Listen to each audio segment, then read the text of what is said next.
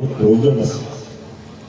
সমাজখনত বিভিন্ন সময়ত বিভিন্ন ধৰণে কিছুমান স্বাৰ্থলোভী মানুহে বিঘিনি ঘটাই আমাৰ মাজত বিচ্ছিন্নতা আনিবলৈ চেষ্টা কৰে নিজৰ স্বাৰ্থৰ কাৰণে, যাৰ কাৰণে সমাজত অৰাজক হয়।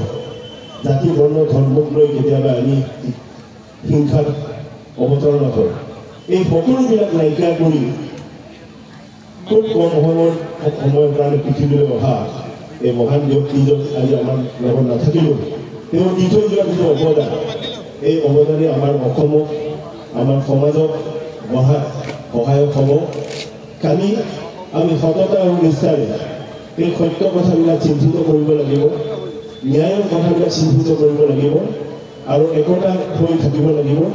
আৰু কোনো জাতি ধৰ্ম বৰ্ণ লিংগ বয়স নিৰ্বিশেষে তেওঁ সকলোৱে ভাল পায় আৰু সমাজখন নতুনকৈ গঢ়াৰ এটা প্ৰয়াস কৰিব লাগিব।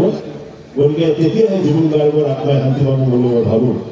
গতিকে এইখিনি কথাকে কৈ আমি সকলোৱে প্ৰাৰ্থনা কৰোঁ তেওঁৰ আত্মাই যাতে জীয়াই থাকক, আমাৰ আয়ুসভাৱে নহ'লেও সদায় আমাৰ আশে পাশে থাকিব আৰু সমাজত নঘটিবলগীয়া যিটো ঘটনা সেইবিলাক যাতে নঘটায়, আমাৰ মাজত যাতে সমন্বয় সম্প্ৰীতি বৃদ্ধি হওক তাৰে কামনা কৰি জুবিন গাৰ্গ ডাঙৰীয়ালৈ পুনৰ শ্ৰদ্ধা জনাই তেখেতৰ পৰিয়ালবৰ্গক যাতে সমবেদনা জনাই মই কৰ্তব্য সামৰণি মাৰিছোঁ। ধন্যবাদ। আমাৰ ভূমি ডাঙৰীয়ালৈ ধন্যবাদ জ্ঞাপন কৰোঁ। নমস্কাৰ, মই কোমকুৰীয়া সন্তান, যুৱৰ সন্তান, মই জুবিন গাৰ্গ